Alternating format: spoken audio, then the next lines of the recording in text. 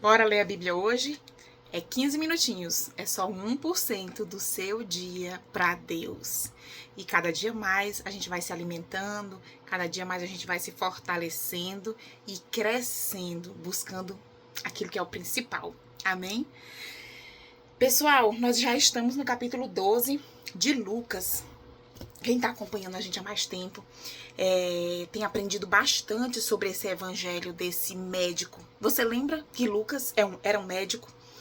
Um médico que não foi discípulo ali aos pés de Jesus. Ele não acompanhou Jesus. Mas depois que Jesus já tinha ressuscitado, ele começa a entrevistar as pessoas que viveram com Jesus. E escreve esse evangelho. Em primeiro lugar, inspirado pelo Espírito Santo. Em segundo lugar, para enviar a um homem chamado, quem lembra, volte lá no seu capítulo 1 do Evangelho de Lucas. No primeiro versículo diz, prezado Teófilo.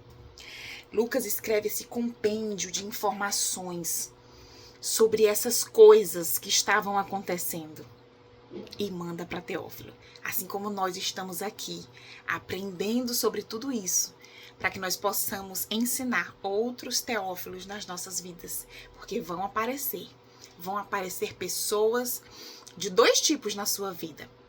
Aqueles que não conhecem a fé, não conhecem a palavra de Deus e você vai precisar ensiná-los. E o outro, que é o pior, aquele que diz que conhece, mas conhece errado. Conhece uma palavra de Deus distorcida, baseada na vontade humana e não na vontade de Deus. E é por isso que nós estamos aqui, aprendendo na fonte pura, para que nós possamos seguir o melhor caminho, o caminho certo. Amém? Então vamos na nossa jornada, capítulo 12 do Evangelho de Lucas. Nós vamos começar hoje pelo versículo 22. Lembra no vídeo de ontem que eu falei sobre ansiedade, que hoje a gente ia falar sobre ansiedade? Ontem eu falei de uma parábola que Jesus mencionou de um homem que estava tão cheio de si, né, fazendo planos e acumulando bens. E aí no final Deus diz, seu tolo, ainda hoje tu vai perder tua vida. Ainda hoje você vai morrer. Ou seja, do que adiantou, né? E o texto de hoje, ele vai continuar nessa mesma vibe, trazendo um pouco os ensinamentos sobre a ansiedade, sobre a preocupação. Vamos nós? Capítulo 12 do Evangelho de Lucas, versículo 22 diz assim. Na minha Bíblia tem uma epígrafe chamada Confiança em Deus. Olha só. Antes de começar essa leitura, eu queria compartilhar com você um testemunho sobre questões de ansiedade, que eu tenho bastante. Filipenses 4. Vamos lá, se você puder encontrar na sua Bíblia. Eu vou te dar uma dica quando você estiver ansioso, quando você estiver passando por situações que você não tem o controle, que você que gera essa agonia, essa ansiedade. Eu, lendo a Bíblia, eu recebi de Deus, assim, esse direcionamento sobre o que eu tenho que fazer quando bater a ansiedade, porque ela vem, é natural que ela venha. Nós somos seres humanos, estamos nesse mundo cheio de tanta atribuição, de tantas coisas, cada vez mais a sociedade pede mais e mais da gente. E se a gente não toma um compromisso, uma posição de dizer, epa, para aí, Deus não me fez para fazer isso tudo, não. Deus me fez para ser isso aqui e pronto. Por exemplo, Deus me fez mulher. Não adianta eu querer ser a bichona, eu querer ser a Mulher Maravilha, porque Deus me fez mulher. E a Mulher Maravilha só existe lá nos filmes. Eu vou ser limitada a certas coisas, sim, que só um homem pode fazer, sim. Não só por força, mas também, gente, por vários aspectos. Se você é mulher, você vai me entender. Você consegue ter 4 coisas para resolver. E você, não, eu vou resolver isso aqui. Você esquece das outras 3. Agora você resolver isso aqui. Resolvi a primeira, agora eu vou resolver a segunda. Nós não somos assim. A gente pega as 4, bota aqui no braço, sai correndo, cai, derruba, não resolve nenhuma das 4 direito. O homem não. Ele tem assim um senso assim de equilíbrio, eu não sei o que é isso. A casa tá caindo, né? Muitas coisas para resolver, mas ele tá com aquele equilíbrio. Ele vai resolver uma, depois ele vai resolver outra, né? É natural do homem ter esse limite maior para resolver problemas. Consegue entender para que Deus fez você? Para que Deus fez cada um de nós? Cada um de nós foi feito com uma função. Cada um de nós desempenha um papel nessa vida. Nós temos funções, né? Estruturas diferentes, tanto físicas quanto emocionais, sabe? Estruturais, em vários sentidos. Então, é muito bom quando você está funcionando naquilo que Deus te fez para fazer. Consegue entender? Assim, você consegue desempenhar o teu papel melhor. Você consegue produzir melhor, mais rápido, sem estresse. Se numa obra eu pego o pedreiro e mando ele fazer o serviço do carpinteiro, ele pode até entender de carpintaria, porque ele viu muitas pessoas fazendo e tudo, mas não vai ficar tão bom como se o carpinteiro tivesse feito. Não vai ser rápido, sabe? É assim que funcionam as coisas. A gente precisa entender, Deus me fez desse jeito, porque Ele quer que eu funcione desse jeito. E nessas crises de ansiedades normais que vêm, eu me deparei com o texto de Filipenses, capítulo 4, versículo 6 em diante, que diz assim: não se preocupem com nada, mas em todas as orações peçam a Deus o que vocês precisam e orem, sempre com o coração agradecido. E a paz de Deus, que ninguém consegue entender, guardará o coração e a mente de vocês, pois vocês estão unidos com Cristo Jesus. Meus irmãos, ele não está dizendo que não vem preocupação. Vem. Mas ele diz que em vez de se preocupar, ore. E eu anotei aqui, já está bem borradinho, porque faz tempo. Eu anotei: troque a preocupação por uma oração. Ah, Francisca, mas não é assim tão fácil. A gente está preocupado com algo que a gente não sabe como é que vai resolver, não sabe como é que vai terminar. A gente vai e ora, pronto, resolveu tudo. Não, não é assim que funciona. Mas você colocando diante de Deus aquela angústia, você se mantendo em estado de oração. Não é ajoelhou, falou, ó, Senhor, meu problema é isso e pronto. Não. Você mantém um estado de oração. Você está conectado com Deus. Você está colocando diante dele o problema, a ansiedade, o estado que você se encontra. Senhor, tu sabes que eu estou impaciente. O Senhor sabe como é que eu estou agoniada aqui. Acalma o meu coração, Senhor. Me dá paz, tranquilidade. E o versículo diz que a paz de Deus, que ninguém consegue entender, é um versículo muito famoso, que diz que a paz de Deus excede todo o entendimento, ou seja, está acima de todo o entendimento. A paz de Deus, que ninguém consegue entender, guardará o seu coração e a mente de vocês. A fonte de toda a ansiedade está no coração e na mente. Medite nesse versículo quando você estiver ansioso. Visualize o Senhor escutando você, escutando a sua aflição. E depois da sua oração, visualize Ele colocando a mão no seu coração e colocando a mão na sua mente. Respire fundo e você vai se sentir bem melhor. Porque eu não consigo te explicar por quê, mas é a paz de Deus que excede todo o entendimento. E voltando para o texto de Lucas, que acontece isso de vez em quando, de a gente estar meditando em um texto e o Espírito Santo direciona a gente para outro, né? Guarda aí para depois você ler com calma. Filipenses, capítulo 4, versículos 6 e 7. Troque a preocupação por uma oração. Isso não quer dizer que você vai sentar e não vai fazer mais nada. Isso quer dizer que aquilo que você fez, que você podia fazer, você fez. Agora, Você entrega tudo na mão de Deus. Amém? Voltando para Lucas, a partir do versos 22 do capítulo 12, diz assim: Então Jesus disse aos seus discípulos: É por isso que eu digo a vocês, não se preocupem com a comida que precisam para viver, nem com a roupa que precisam para se vestir. Pois a vida é mais importante do que a comida, e o corpo é mais importante que as roupas. Vejam os corvos, não semeiam, não colhem, não têm despensas nem depósitos, mas Deus dá de comer a eles. Será que vocês não valem muito mais do que os pássaros? Qual de vocês pode encompridar a sua vida, por mais que se preocupe com isso? Portanto, se vocês não podem conseguir uma coisa assim tão pequena, por que se preocupam com as outras? Vejam como crescem as flores do campo. Elas não trabalham, nem fazem roupas para si mesmas, mas roupas tão bonitas como uma dessas flores. Ai, desculpa, pulei. Elas não trabalham, nem fazem roupas para si mesmas.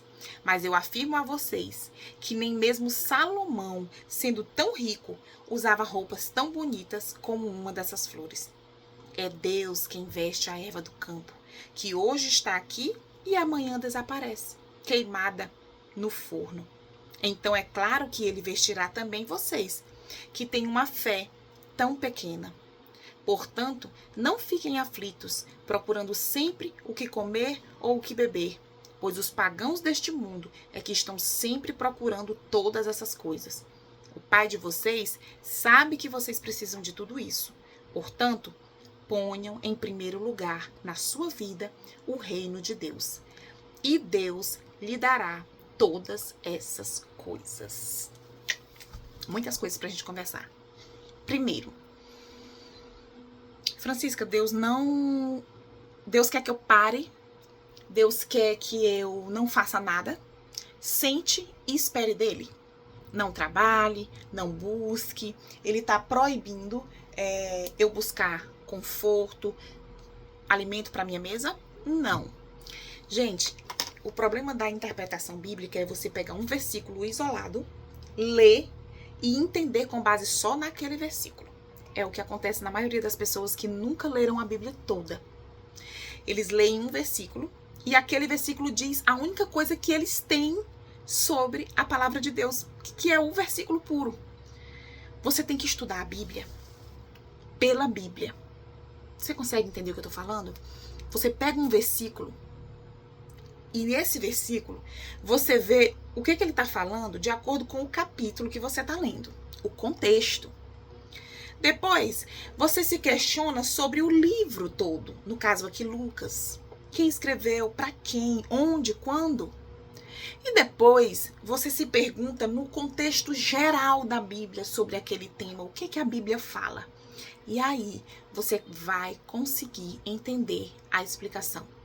O problema da interpretação é que a maioria das pessoas não fazem isso, não leem a Bíblia toda, não tem um entendimento de toda a palavra de Deus e acabam aplicando especificamente o que o versículo diz. Na maioria das vezes, Jesus usa comparações, parábolas para dizer o que ele realmente quer dizer. Mas vamos lá. Deus não está dizendo, gente, que é para a gente sentar e esperar. A gente tem em toda a Bíblia informações sobre isso. Desde quando Deus criou todas as coisas. Desde quando ele criou Adão e Eva. Ele criou e deu essa função de trabalho. Então, mas Francisco, o trabalho não foi criado só quando Adão e Eva pecaram? Não. Depois que eles pecaram, Deus disse que o fruto da terra iria requerer deles muito esforço, suor, ou seja, o trabalho ia ser dependioso. Mas o trabalho em si foi algo criado e abençoado por Deus. Quando ele cria todas as coisas, entrega nas mãos de Adão e diz, você vai governar, você vai nomear os animais, você vai coordenar tudo isso aqui. Então o trabalho não é algo proibido. No Novo Testamento nós temos confirmações. Paulo diz, aquele que não trabalha não coma. Porque pessoas, com base em textos como esse, e esperando que Jesus ia voltar a qualquer momento, o que eles fizeram na época que Paulo escreveu suas cartas. Pararam de trabalhar, sentava na porta da igreja e ficava só esperando os irmãos darem alimentos para eles e não faziam nada. Não, porque Jesus não era para trabalhar. Não é assim que funciona. O que o Senhor está condenando aqui é você fazer igual a parábola do vídeo de ontem. Aquele rico insensato que só buscou bens materiais e que da noite pro dia ia morrer e não juntou nenhum bem espiritual. Não juntou riquezas no céu, só juntou riquezas na terra. É isso que Jesus está dizendo. Quando ele diz que, no versículo 23, a vida é mais importante do que a comida e o corpo é mais importante do que as roupas, ele está falando que não adianta nada você viver num carrão do ano, você ter todas as roupas de marcas que você deseja e você morrer de trabalhar e adoecer. Ele está dizendo que não adianta nada você ter o seu Instagram repleto de fotos de viagens e fotos perfeitas, de uma família perfeita, se no fundo da sua casa, no seu lar, há um vazio, há uma tristeza, está faltando algo. O que Jesus está querendo dizer aqui é que existem coisas que são principais, que são fundamentais, e a gente vai deixando de lado em busca da avareza, da cobiça, das posses, né? No final do versículo, ele diz: portanto, ponham em primeiro lugar na sua vida o reino de Deus, e Deus lhe dará todas essas coisas. Esse versículo, ele tem duas informações. Devemos colocar em primeiro lugar o reino de Deus. O trabalho tem nos consumido tanto, a sociedade, as regras, né? Como que a gente tem que ser, tem que postar, tem que participar, tem que ir pro evento tal, tem que ganhar dinheiro, tem que mostrar, tem tão desenfreado que a gente não tem deixado lugar pro reino de Deus. A gente não tem, eu não tô falando só de ler a Bíblia não, tá, gente? Tô falando de reino de Deus. Não tô falando disso aqui, não tô falando de ir pra igreja, é algo muito maior, muito maior. O reino de Deus, ele não tem parede, ele não tem 15 minutos, ele não tem, é algo muito maior.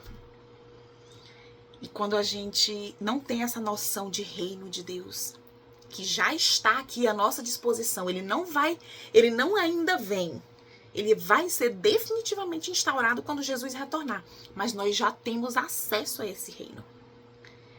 Quando nós não priorizamos esse reino, nós não priorizamos tempo para esse reino, nós não priorizamos juntar riquezas para esse reino, tudo fica para trás. Nada mais importa. É isso que Jesus está dizendo. Buscar riquezas, status, ser, nada disso importa. É isso que Jesus está dizendo. E esse último versículo que a gente leu, o 31, ele é muito distorcido. Tem gente que diz assim, ó: buscai primeiro o reino de Deus e todas as coisas lhe serão acrescentadas. Nossa, então eu vou logo buscar o reino de Deus, aí Deus vai me dar riqueza, fortuna, vai me dar alegria, vai me dar saúde, vai me dar condição, status, tudo. Não é assim. Buscai primeiro o reino de Deus e todas essas coisas lhe serão acrescentadas. Que essas coisas? As suas necessidades básicas. Não é isso que Jesus está falando a partir do verso 22? O que comer, o que vestir? Leia de novo o verso 31.